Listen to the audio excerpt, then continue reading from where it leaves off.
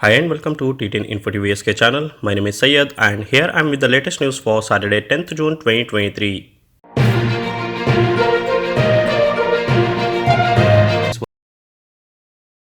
Pakistan to unveil pre-election budget amid financial crisis. The draft budget, which is launched by the Shahbaz Sharif government before election later this year, involves about Rs 6 trillion deficit gap which is the government who try to fill through different means including external financing. Pakistan's Finance Minister Ishaq Dar is set to unveil on Friday Rs 14.5 trillion annual budget for 2023 to 24 that includes a staggering 66% hike in the discretionary budget of parliamentarian, a decision that might push the cash-strapped country towards a looming default due to shrinking foreign reserves. VPN usage up by 60,000% in Senegal after social media blockade report. On June 2, when the Senegal government blocked access to social media site and messaging platforms, demand for virtual private network rose by over 60,000% compared to the daily average seen in the country. VPN service often help users to attain online anonymity by masking the IP address one used to access the internet. According to data from monitoring firm Top 10 VPN, the African country saw a 60,000% rise in VPN demand when comparing current data to the beginning of May. The firm added that this was the single largest increase in VPN demand by some distance that they had ever recorded. Indian origin nurse charged in death of 7-year-old in UK hospital. An Indian origin nurse appeared in court for allegedly killing a 7-year-old boy at a private children's hospital in Britain in 2016 by switching off his vital breathing device. Anuradha Bhupati Raju, 62, was charged with gross negligence manslaughter for turning off the breathing monitor for more than 2 hours without a doctor permission, according to Daily Mail report. As a consequence, James House died of severe brain injury. Bhupati Raju, with more than 3 decades of nursing experience, appeared before the Westminster magistrate last week and confirmed her name, date of birth and her address. Senior District Judge Paul Goldspring granted her bail pending a plea hearing at Southwark Crown Court due this month. He also prohibited her from leaving the UK and ordered her to surrender her passport. Mr. Joe Biden unveils LGBTQ plus proposal but postpones White House Pride Month event due to poor air quality. President Joe Biden unveiled new initiative on June 8 to protect LGBTQ plus communities but hastily postponed a big Pride Month celebration on the White House lawn in the thousands of guests from around the country because of poor air quality from the Canadian wildfire. The event, which will now be held on Saturday, was introduced to be a high-profile show of support at a time when members of the LGBTQ plus community feel under attack ever before and the White House has little recourse to beat back a flood of state-level legislation against them. Erdogan appoints former US bank executive as Turkey's central bank chief in sign of policy change.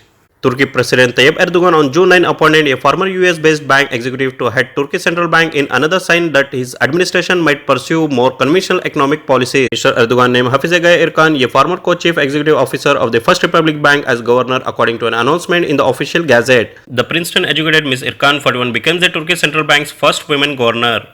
Pakistan High Court grants Imran Khan protective bail in Supreme Court lawyer murder case, reserved verdict on 8 other bail petitions. A Pakistan High Court on Thursday granted protective bail to former Prime Minister Imran Khan in a case registered against him for the murder of a senior lawyer and reserved its verdict on bail petition filed by Khan in 8 other cases. Mr. Khan, 70, was named in the killing of Supreme Court lawyer Abdul Razak Shah, who was shot dead in Quetta on June 6 by unknown gunman.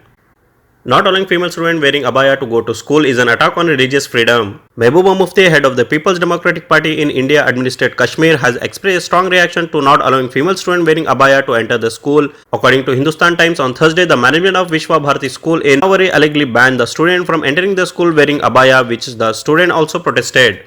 Talking to journalists, Mahbuba Mufti said the action of the school administration is an attack on religious freedom. It is our personal right to decide for ourselves what to wear and what not to wear. Do not force us to do anything that is against our religion. According to Mahbuba Mufti, we have seen such incident in Karnataka before and now it's starting to be done in Kashmir as well. We will not accept this in any way and there will be a strong reaction against it. Palestinian President Abbas to visit China after mediation offer. Palestinian President Mahmoud Abbas will make a state visit to China next week after Beijing expressed readiness to help facilitate Israel-Palestinian peace talks. At the invitation of President Xi Jinping, President of the State of Palestine Mahmoud Abbas will pay a state visit to China from June 13 to 16, China's Foreign Minister spokesperson Hua Chunying said on Friday. Crisis hit Pakistan set to present budget as IMF watches.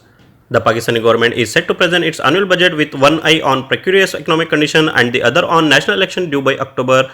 Finance Minister Ishaq Dar will table the budget in Parliament on Friday with spending of more than 14 trillion rupees, target growth at 3.5% and a reduction in inflation to 21% from a record 38%, local media report said. France's Macron visit victim of Alps knife attack in hospital. French President Emmanuel Macron and his wife has visited 4 hospitalized preschool-aged children badly wounded in a knife attack in the French Alps that also injured 2 adults. Investigators are working to unravel the motive of the Syrian suspect who was taken into custody shortly after Thursday attacks at a lakeside park in NNC. Dubai government invests in AI to improve efficiency and service delivery. Dubai launched on Thursday an artificial intelligence center to help government entities embrace cutting-edge technologies across key sectors and boost efficiency and service delivery across public service. Sheikh Hamdan bin Mohammed bin Rashid Al Maktoum, Crown Prince of Dubai and Chairman of the Executive Council of Dubai, unveiled the Dubai Center for Artificial Intelligence at the Emirates Tower.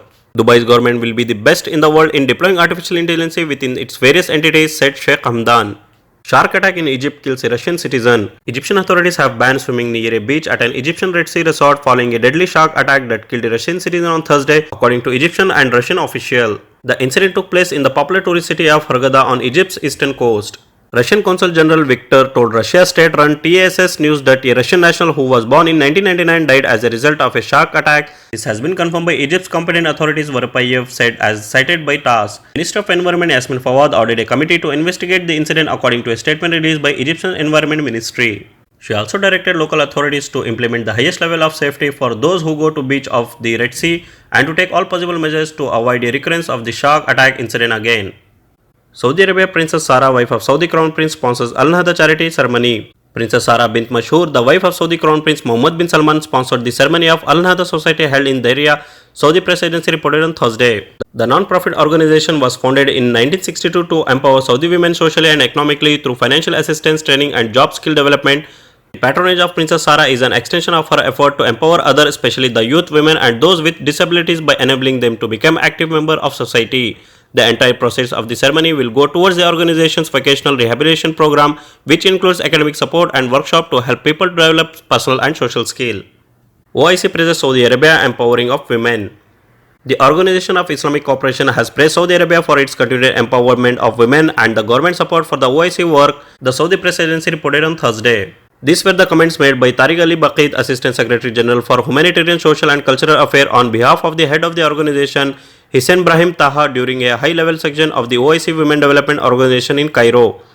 Baqid welcomed the kingdom's offer to host an international conference on women's rights in Islam, including the education and work in coordination with the OIC. He said women must be empowered to become decision makers in all sectors, including on the economic and trade front, and the OIC support to work of the WDO across the Arab and Islamic world. Afnan Al-Suhaibi, Executive Director of the WDO, also lauded the kingdom's effort to enhance the role of women in line with Vision 2030. China to clamp down on airdrop and Bluetooth file sharing for national security reason. China's cyberspace regulator plans to issue new rules clamping down on the use of wireless file sharing functions such as Bluetooth and Apple's AirDrop on national security ground.